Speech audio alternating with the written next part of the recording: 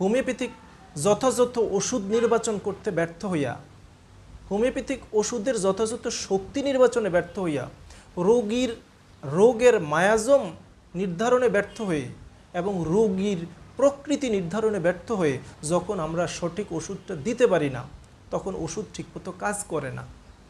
আমরা বিভিন্ন রকমের মন্তব্য করি আর চিন্তা করি যে এই কারণে কাজ করে নাই, ওই কারণে কাজ করে নাই, অমুকে বাধা দিয়েছে, তমুকে বাধা দিয়েছে। আসলে